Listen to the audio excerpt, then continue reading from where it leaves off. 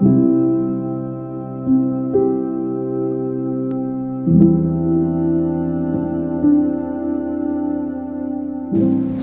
hari Minggu dan salam sehat untuk saudaraku yang terkasih dimanapun Anda berada.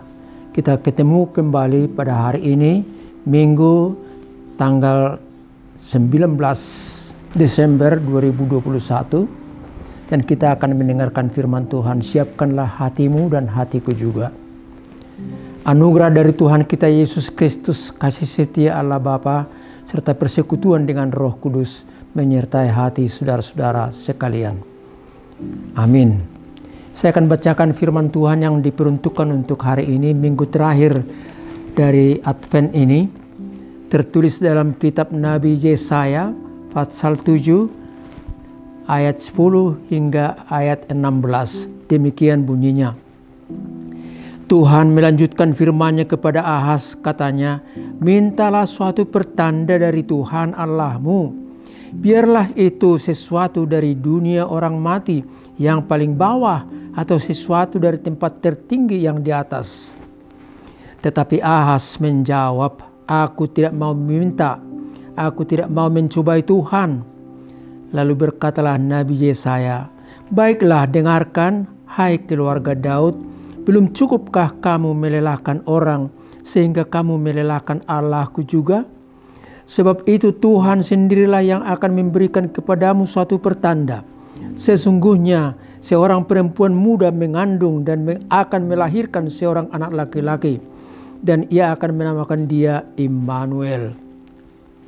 Ia akan makan dadih dan madu sampai ia tahu menolak yang jahat dan memilih yang baik. Sebab sebelum anak itu tahu menolak yang jahat dan memilih yang baik, maka negeri yang kedua rajanya engkau takuti akan ditinggalkan kosong. Sampai di situ peruntukan firman untuk kita. Saudaraku yang terkasih dalam Kristus Yesus, semua orang ingin berhasil. Anda, aku juga. Semua orang ingin berhasil. Ingin sukses. Ingin untuk dapat mencapai yang lebih baik dalam hidupnya ini. Saudaraku yang kekasih, untuk sukses itu, untuk berhasil itu, anak sekolah harus belajar sungguh-sungguh. Untuk sukses dan berhasil itu, seorang pekerja harus bekerja dengan sungguh-sungguh, telaten, terpercaya. Untuk berhasil itu, seorang pengusaha harus juga pintar untuk melihat perkembangan zaman dan manajemen yang baik.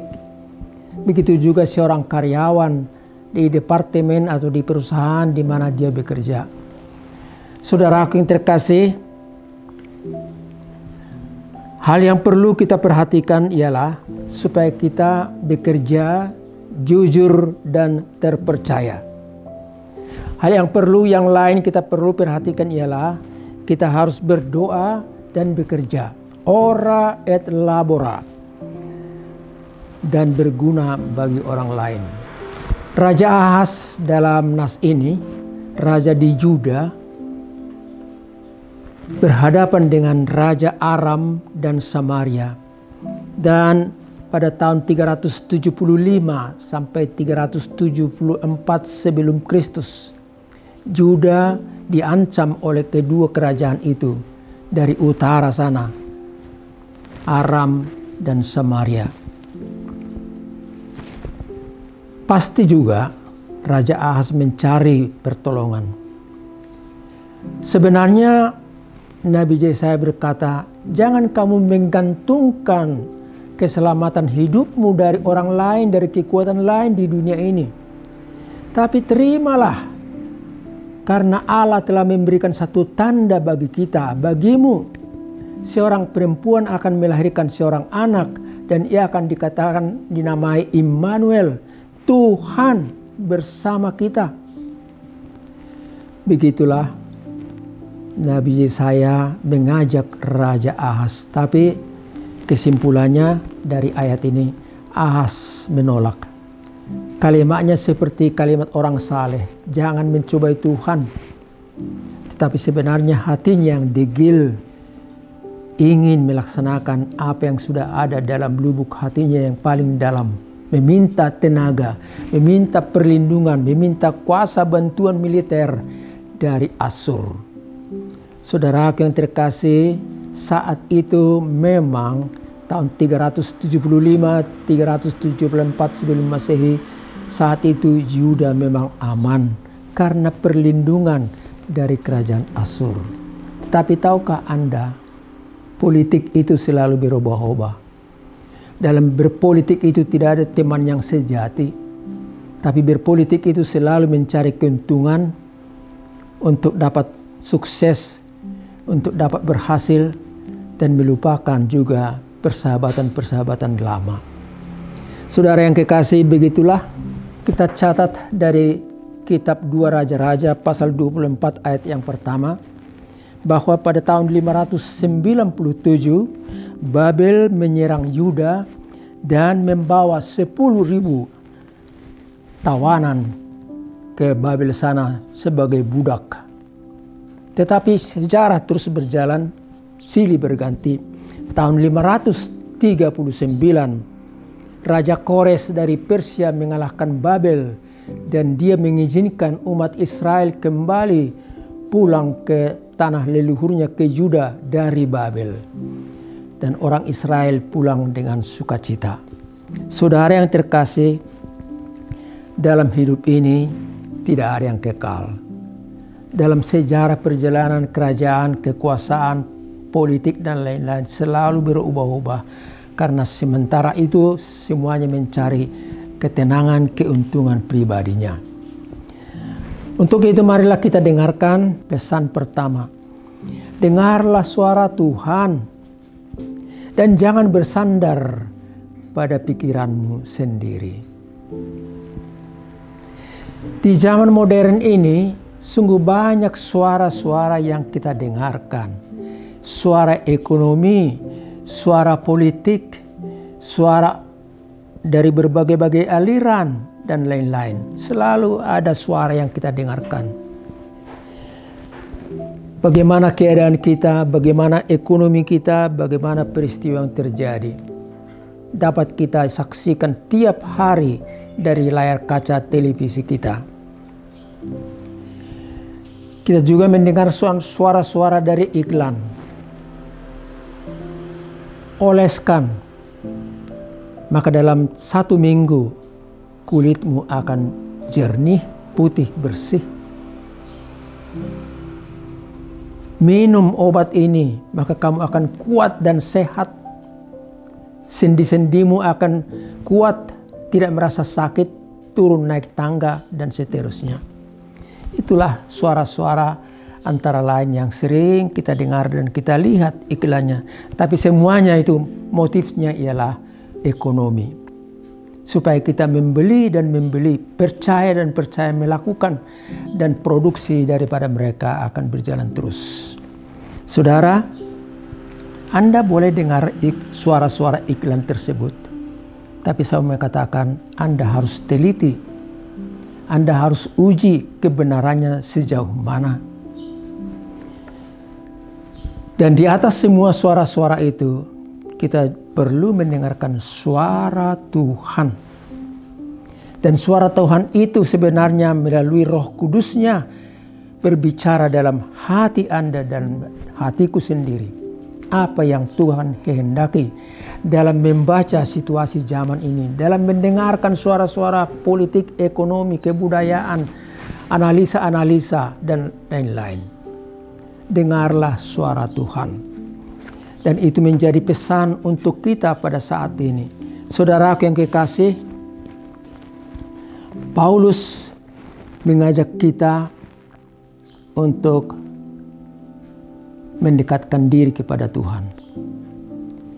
Paulus yang sudah bertobat itu, yang awalnya namanya Saulus, kemudian berubah menjadi Paulus, bertobat, justru membela orang-orang Kristen, justru memberitakan tentang Kristus yang sebelumnya selalu dia benci. Dalam satu perjalanan, dia berkata kepada Tuhan, "Ya Tuhan, apakah kehendak-Mu yang akan dan harus saya lakukan? Apakah kehendak-Mu Tuhan yang harus saya lakukan? Anda boleh baca itu dalam kitab Kisah Para Rasul pasal 22 ayat 10. Apakah kehendak-Mu Tuhan? Bolehkah kita berkata seperti itu di zaman yang hiruk pikuk ini? Saat-saat kita mendengarkan dan melihat peristiwa-peristiwa alam yang sangat-sangat mengerikan. Saat kita mendengar juga dan menyaksikan dari layar televisi kejadian-kejadian gempa bumi 7,5 skala Richter di daerah NTT. Apakah kehendak-Mu Tuhan yang harus kami lakukan? Tentu sekali suara dan pertanyaan itu harus dijawab. Bahwa kita berubah, percaya, bertobat kepada Tuhan, dan kita akan ditunjukkan jalan yang harus kita tempuh. Saudara, dengarlah suara Tuhan. Suara Tuhan itu di mana? Suara Tuhan itu dapat kita baca, kita temui dalam Alkitabnya. Suara Tuhan itu dapat kita lihat kalau kita baca umpamanya Mazmur pasal 119 ayat 105. Yang berbunyi, firman-Mu itulah pelita kakiku dan terang bagi jalanku. Pelita bagi kaki dan terang bagi jalan. Saudara, firman itulah yang menuntun kita, menerangi langkah-langkah perjalanan hidup kita, supaya kita tidak kesasar. Saudaraku, bukalah hatimu. Jangan tutup sebagaimana Raja Ahaz dalam peristiwa ini. Bukalah hatimu. Dengarlah firman Tuhan. Datanglah beribadah. Ikuti doa-doa dalam ibadahmu. Pembacaan firman Tuhan kerjakan. Dengarkan juga khotbah dari pengkhotbah. Dan kita akan melihat suara Tuhan yang perlu kita lakukan dalam hidup ini. Allah itu maha tahu, saudara. Allah itu maha melihat. Jangan tiru Raja Ahaz yang sepertinya suaranya, kata-katanya seperti orang saleh, tapi hatinya degil, hatinya membatu, dan hanya mau melaksanakan apa yang sudah ada dalam lubuk hatinya. Saudaraku yang kekasih, kalau kita baca Yesaya pasal 17 ayat 7-8 dikatakan, diberkatilah orang yang mengandalkan Tuhan, yang menaruh harapannya pada Tuhan. Ia akan seperti pohon yang ditanam di tepian air, yang tidak terpengaruh oleh panas terik matahari. Daunnya selalu hijau dan segar, dan ia akan menghasilkan buah pada waktunya. Begitulah orang yang mau mendengarkan firman Tuhan. Begitulah kita, dan itulah juga keyakinan kita dalam hidup ini. Saudaraku yang terkasih, pesan kedua bagi kita semua, dan itulah bagian terakhir dari khotbah saya. Sambutlah Tuhan Immanuel itu. Sambutlah Tuhan Immanuel itu. Immanuel artinya Dia datang, Dia bersama kita, diam di antara kita, Dia mengerti siapa kita, Dia tahu kelemahan kita, dan Dia menyelamatkan kita. Itulah Immanuel. Sambutlah Dia. Pada ayat 14 dari Yesaya pasal 7 barusan, saya baca kalimatnya yang bunyinya demikian. Sebab itu Tuhan sendirilah yang akan memberikan kepadamu suatu pertanda. Sesungguhnya seorang perempuan muda mengandung dan akan melahirkan seorang anak laki-laki, dan ia akan menamakan dia Immanuel. Tuhan sendiri memberikan tanda atau pertanda kepada kita. Saudara, tanda itu sangat penting. Dengan tanda itu kita boleh menyongsong atau mempersiapkan diri untuk menerima rombongan atau tamu atau siapapun. Tanda itu mengajak kita untuk mempersiapkan diri. Dan untuk hal itu Paul Gerhardt yang melayani di Jerman pada tahun 1653 menulis satu syair atas lagu dari Melchior Teschner pada tahun 1614. Wie soll ich die empfangen? Wie soll ich die empfangen? Bagaimana aku menyongsong engkau? Saudaraku yang terkasih, bagaimana menyongsong? Bagaimana kita harus mempersiapkan diri? Kita temui dalam lagu buku Kidung Jemaat nomor 85 ataupun dalam buku Ende nomor 39 yang bunyinya demikian. Kusongsong bagaimana ya Yesus datang, engkau terang buana, kau syukur surya hidupku, kiranya kau sendiri penyuluh jalanku, supaya ku yakini tujuan janjimu. Kusongsong bagaimana. Itulah sepenggal daripada lagu tersebut. Mari songsonglah Tuhan Yesus. Tuhan memberikan pertanda melalui kelahiran seorang putra yang namanya nanti disebut Immanuel. Saudara, tanda itu sangat penting. Ada tanda atau sinyal atau bunyi yang terdengar. Umpamanya saja, kalau kereta mau datang dan akan berhenti di stasiun di mana Anda berdiri dan menunggu dia, bunyinya akan kedengar sebagai berikut.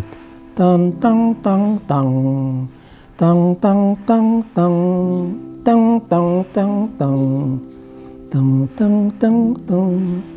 Itu sinyal, itu pertanda. Tentu Anda akan bersiap-siap dan segera nanti kalau dia berhenti, Anda akan naik sebagai penumpang. Kita juga sering mendengarkan bunyi sirene atau lampu sein ataupun bunyi-bunyi yang lain.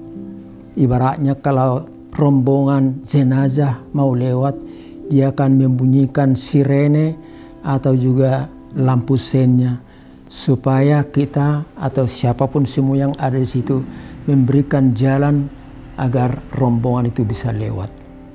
Tapi sayang terkadang kita juga lihat ada orang yang menyempatkan, memakai kesempatan dalam kesempitan. Dia ikut tiba-tiba di belakang rombongan, seolah-olah dia ikut dalam rombongan, padahal tujuannya lain. Saudara, jangan tiru hal seperti itu.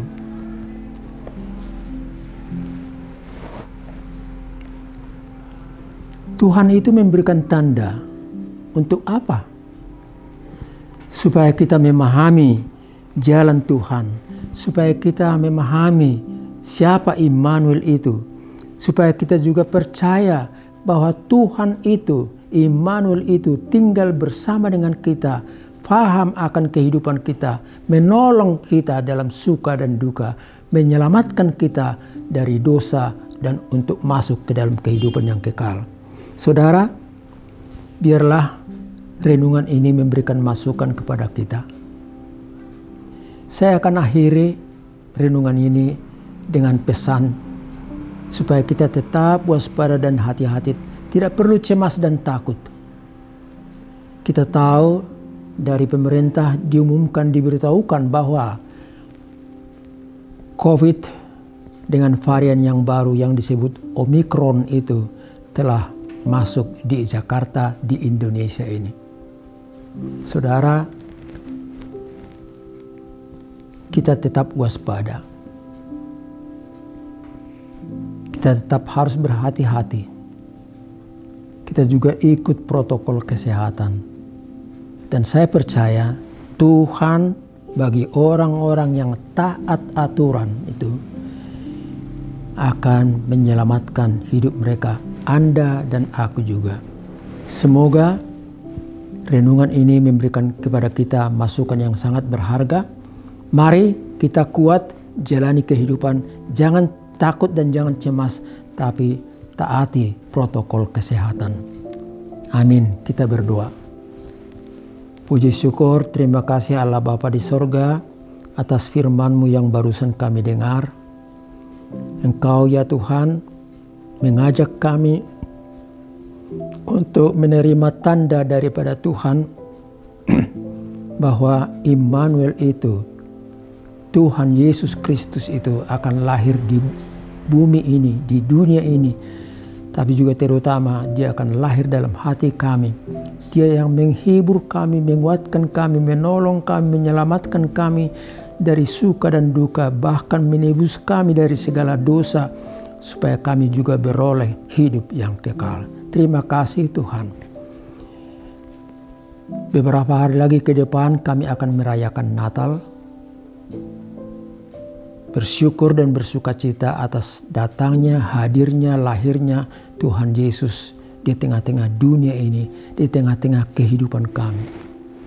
Bukalah hati kami Tuhan, supaya kami menyambut Dia.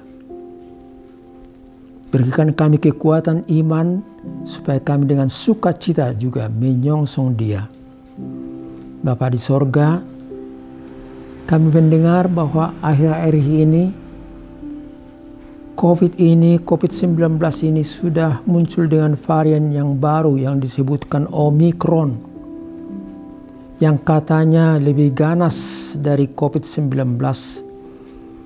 Ya Tuhan, kami tidak takut, tapi kami percaya bahwa Tuhan akan melindungi kami. Kami juga taat untuk aturan-aturan protokol kesehatan,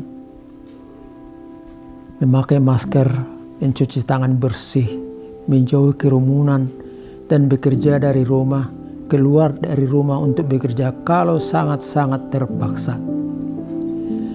Berkatilah kami semua, anak-anak kami, cucu kami, saudara-saudara kami, dimanapun mereka berada, yang ada di Jawa ini, Jakarta ini, maupun di pulau-pulau yang lain, di desa-desa yang lain.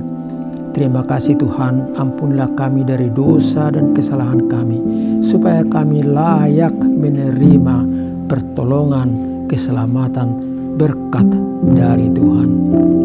Di dalam Kristus Yesus kami berdoa dan mengucap syukur. Anugerah dari Tuhan kita Yesus Kristus, kasih setia Allah Bapa, serta persekutuan dari Roh Kudus bersama dengan kita sekalian. Amin.